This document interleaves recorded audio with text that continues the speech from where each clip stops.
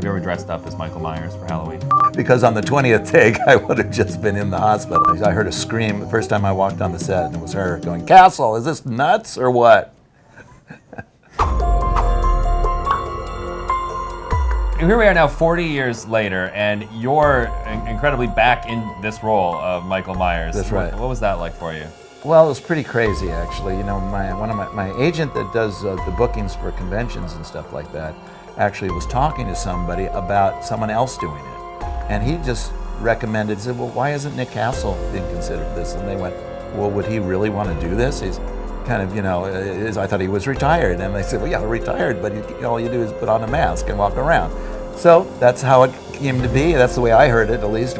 Went back to the producers, and again, my friend John Carpenter is involved with this movie. And he said, "Oh, yeah, go ahead, put the mask on again." And it's also really cool to know that you have now terrified how many generations of people? You get people that are, 40, 50 years old, all the way down to 4-year-olds coming at these horror conventions up to me and say, "You scared the shit out of me."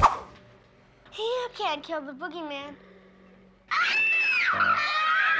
How did you come to be involved with Halloween? I went to film school at the University of Southern California, and one of my partners there at some of the little films we did was John Carpenter, the director of Halloween and a bunch of other movies.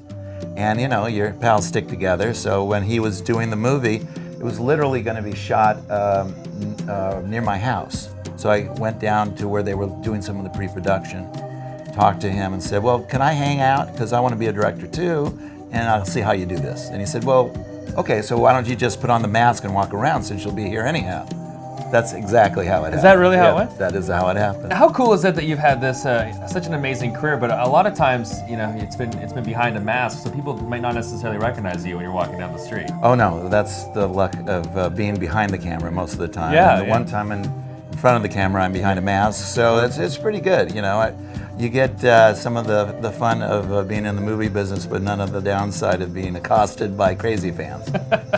And the idea of the mask, is it true? It was a William Shatner mask? Is that how that came to be? Yeah, the production designer, Tommy Wallace, who again was one of John's best friends from high school, from Kentucky, but also went to USC Film School. He was the production designer and the editor on the movie. He came up with the idea. He went into a magic store, a toy store, saw the William Shatner mask there, said, "Hey, that looks good. If I do this, it'll look really plain and kind of maybe spooky." So he tried it on, and everyone thought it was great right off the bat.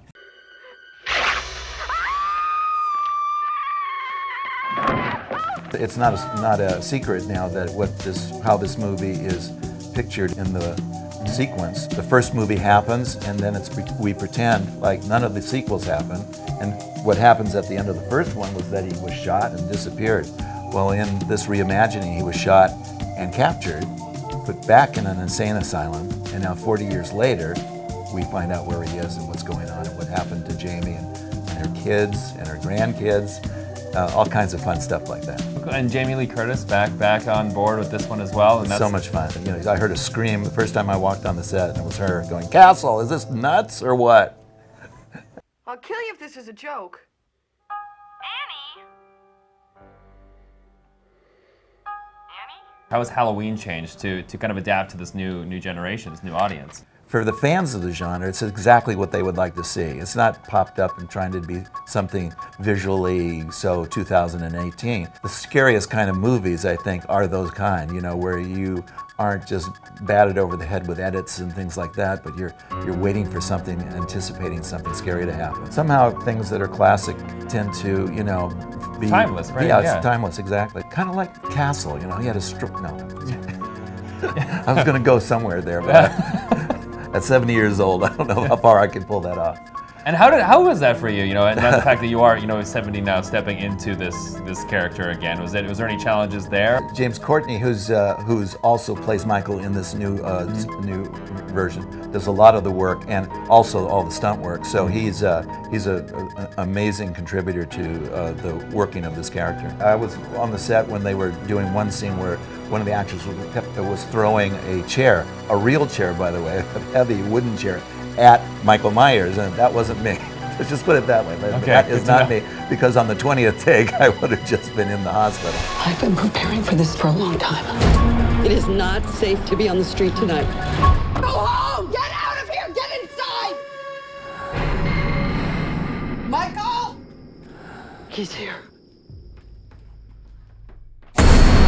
For yourself, what is there a movie out there that scares you? What really gets you? The one, as I was growing up, that really scared me the most was The Exorcist. Yeah. That was a hell of a scary movie. I was in the theater. I was old enough not to do this, but that's what I was doing in the theater. And I also always wanted to know if Halloween. Have you ever, for the holiday? I mean, have you ever dressed up as Michael Myers for Halloween?